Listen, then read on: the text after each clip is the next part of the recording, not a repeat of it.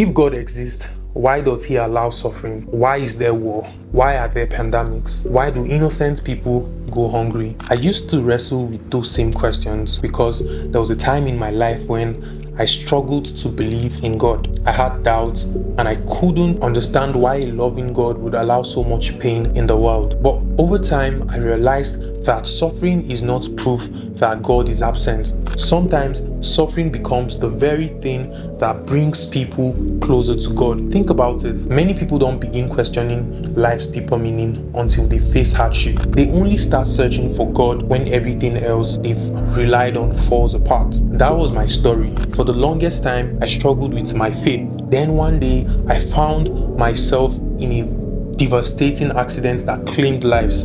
I was terrified, in pain, and genuinely unsure whether I would survive.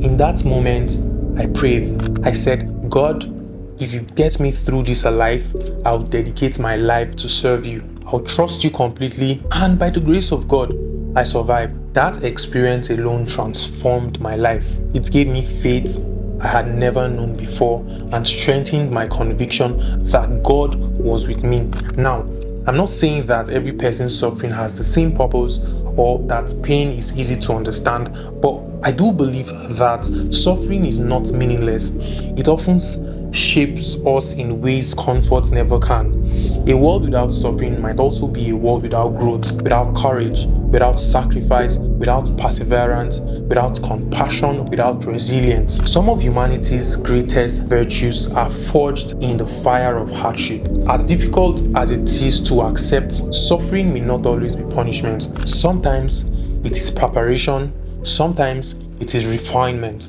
and sometimes it becomes the very path that leads us to faith, purpose, and a deeper relationship with God.